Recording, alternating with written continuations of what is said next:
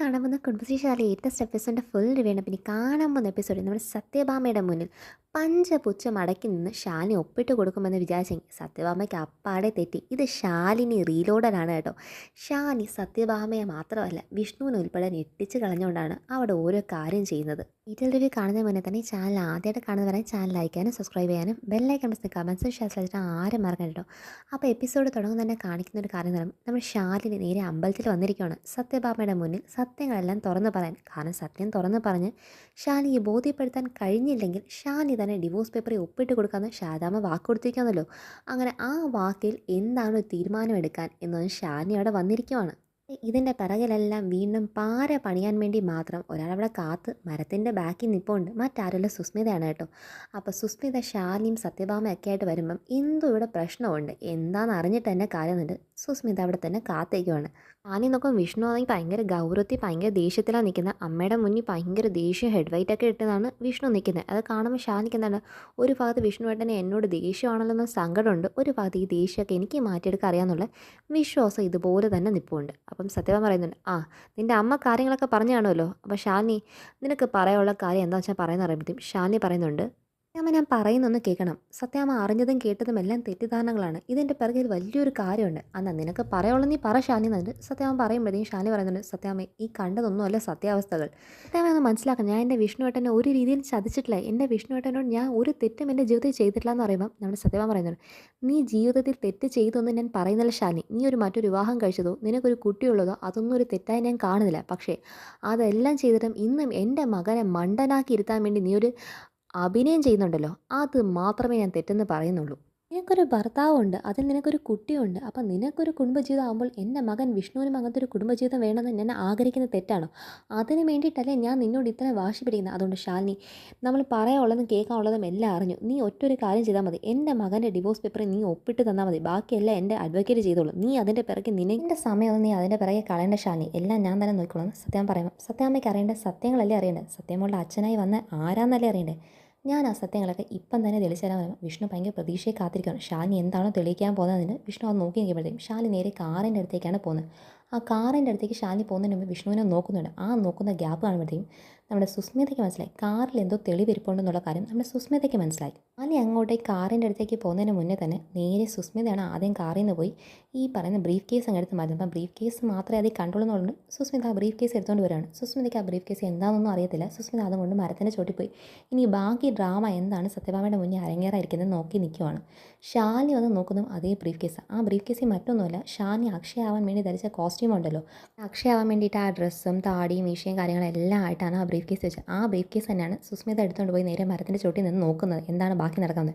അപ്പോൾ ഷാലിനി നോക്കിയിട്ട് ഇതൊന്നും കാണാതെ ഷാലിനി വീണ്ടും പരാജയപ്പെട്ട് തന്നെ നേരെ സത്യഭാമയുടെ മുന്നിൽ വന്ന് നിൽക്കുമ്പോൾ നമ്മുടെ വിഷ്ണുവിന് തോന്നുവാണ്, ഇവർക്ക് ഇപ്പോഴും ഒന്നും തെളിയിക്കാൻ പറ്റില്ല, ഇവൾ മനഃപൂർവ്വം കള്ളം പറഞ്ഞ് വീണ്ടും എന്നെയും അമ്മയും മണ്ടനാക്കാൻ തന്നെ നോക്കുമെന്ന് വിഷ്ണു അങ്ങനെയാണ് ചിന്തിക്കുന്നത് ഷാലിനിയെക്കുറിച്ച്. സത്യഭാമയ്ക്ക് എന്താണ് ആ ഒരു ദേഷ്യം കൂടി അഹങ്കാരത്തിൽ പറയണം, ഷാലിനി നിനക്ക് സത്യങ്ങളൊന്നും തെളിയിക്കാൻ പറ്റില്ലോ, പകൽ പോലെ സത്യങ്ങളൊക്കെ ഇപ്പോഴും നമ്മുടെ മുന്നിൽ വ്യക്തമാണ്, എന്നിട്ടും നീ എന്താണ്, നീ നിൻ്റെ അമ്മയും വീണ്ടും അഭിനയിക്കാൻ നോക്കുമല്ലേ.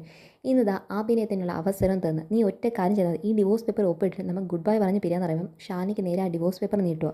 ഷാനി ആ ഡിവോഴ്സ് പേപ്പർ മേടിച്ചിട്ട് ഭയങ്കര ദേഷ്യം നോക്കിയിട്ട്, ഞാൻ എൻ്റെ വിഷ്ണുവേട്ടൻ വിട്ടു തരത്തില്ല, കാരണം നിങ്ങൾക്ക് അറിയേണ്ട സത്യമുള്ള അച്ഛനായി വന്ന വ്യക്തി ആരാന്നല്ലേ, എൻ്റെ കയ്യിൽ തെളിയിക്കാൻ പറ്റില്ല. ഞാൻ ഒറ്റൊരു കാര്യം പറയാം, സത്യമുള്ള അച്ഛനായി വ്യക്തി ആരാന്നല്ലേ വിഷ്ണുവേട്ടന് സത്യാമ്മയുടെ ചോദ്യം. അത് മറ്റാരുമല്ല, സത്യമുള്ള അച്ഛനായി വേഷം കിട്ടി ആൺവേഷം കിട്ടി വന്ന വ്യക്തി ഞാൻ തന്നെയാണെന്ന് ഷാനി പറയുമ്പം വിഷ്ണു അങ്ങ് അത്ഭുതപ്പെട്ട് നിൽക്കുവാണ്. അതിൻ്റെ ഒപ്പം പറയുന്നുണ്ട്, എനിക്ക് വിഷ്ണുവേട്ടനെ വിട്ടു തരാൻ പറ്റത്തില്ല. അപ്പം ചോദിക്കുന്നത് സത്യമുള്ള അച്ഛൻ ആരാന്ന് ചോദിക്കുമ്പോഴേ പറയും, സത്യമുള്ള അച്ഛൻ നീ നിൽക്കുന്ന എൻ്റെ വിഷ്ണുവേട്ടൻ തന്നെയാണ് സത്യമുള്ള അച്ഛൻ, അതുകൊണ്ട് ആ വിഷ്ണുവേട്ടനെ എനിക്ക് വിട്ടുതരാൻ പറ്റത്തില്ല. എൻ്റെ താലി ഞാൻ ഒരു കാരണവശാലും ആർക്കും വേണ്ടി വിട്ടുതരില്ല. അപ്പോഴത്തേക്കും സത്യം പറയുന്നത്, നിനക്ക് ഇത്രയും നേരമായിട്ട് നാണോ മാനോ ഒന്നുമില്ല ഷാനി ചോദിക്കുമ്പോൾ, ഞാൻ എന്തിനാണ് നാണക്കേട് ചെയ്യുന്നത്, ഞാൻ തെറ്റുകളൊന്നും ചെയ്തു, തെറ്റ് ചെയ്തവർക്ക് പോലും നാണക്കേടില്ല.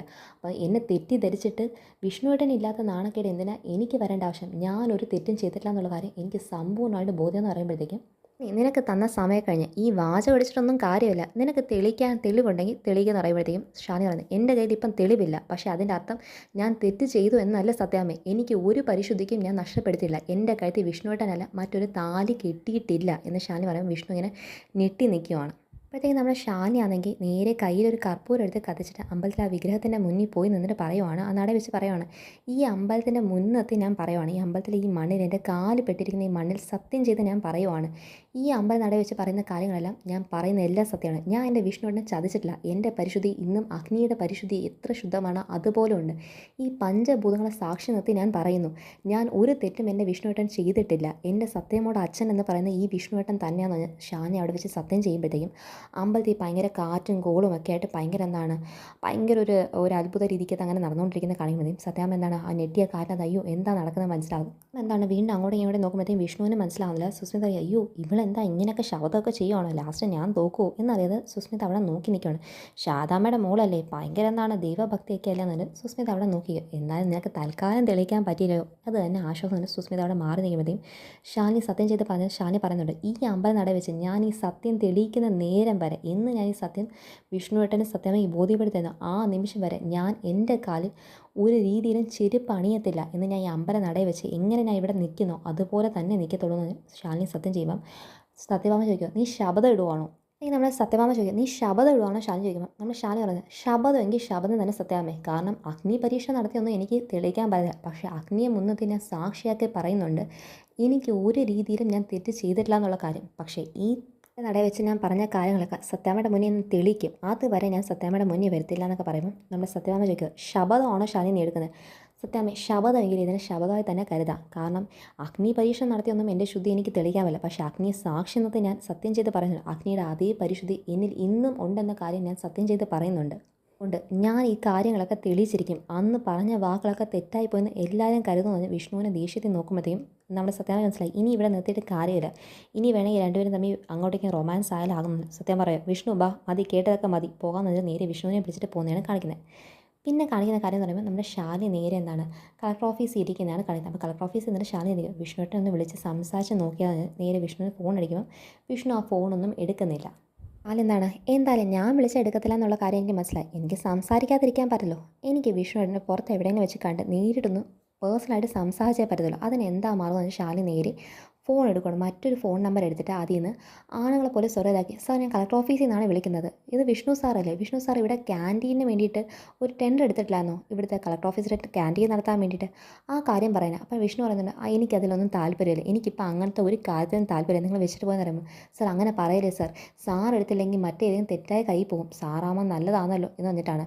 സാർ ഒന്ന് വരാൻ പറ്റുമോ, പുറത്ത് എവിടെയെങ്കിലും വെച്ച് നമുക്കൊന്ന് കാണാം, ഈ ഒരു ടെൻഡറിനെ കുറിച്ചൊന്ന് സംസാരിക്കാൻ വേണ്ടിയെന്ന് പറയുമ്പോൾ ലാസ്റ്റ് വിഷ്ണു പറയുന്നത് സൈഡ് പറയുന്നത്, ആ എവിടെ വരേണ്ടത് നിങ്ങൾ പറയുന്ന പറയുമ്പോഴത്തേക്കും വിഷ്ണു അവർ പറഞ്ഞ അഡ്രസ്സൊക്കെ ഇട്ട് നേരെ അങ്ങോട്ടേക്ക് ബുള്ളറ്റും കൊണ്ട് പോകണം. അപ്പം കറക്റ്റ് അവിടെ വരുന്ന വ്യക്തി ആരാന്ന് പറയുന്നത് നമ്മുടെ ഷാനിയാണ് കാറി വന്നത്. അപ്പോൾ ഷാനി കാറി വന്നതും വിഷ്ണു, ഓ നീ ആയിരുന്നോ? അപ്പോഴത്തേക്കും ഷാനി, അതെന്താ ഞാൻ വന്നൂടെ, ഞാൻ ടെൻഡറിനെക്കുറിച്ച് സംസാരിക്കുന്നത്, ഓ ടെൻഡറിനെക്കുറിച്ച് സംസാരിച്ച് നീ ആയിരുന്നു എന്നെ വിളിച്ച് നോക്കുമ്പോഴത്തേക്കും, ആ ഞാൻ തന്നെ വിളിച്ചത്, ഞാൻ വിളിച്ചാൽ അല്ലാത്ത ഫോൺ എടുക്കത്തല്ലോ എന്ന് പറഞ്ഞ് ഷാനി വിഷ്ണുവിനോട് സംസാരിച്ച് നിൽക്കുന്ന കാണിച്ചാണ് അടുത്ത എപ്പിസോഡ് എൻഡിങ് തന്നെ. അപ്പോൾ ഇതാണ് ഇനി കാണാൻ പോകുന്ന കുറിച്ചാറ് നെക്സ്റ്റ് എപ്പിസോഡിൻ്റെ ഫുൾ റിവ്യൂ. അപ്പോൾ എല്ലാവരും കാണുമോ, ലൈക്ക് ചെയ്യാനും സബ്സ്ക്രൈബ് ചെയ്യാനും ബെല്ലൈക്കൻസിനും കമൻസും ഷെയർ ആരും മറക്കണ്ട കേട്ടോ. ബൈ.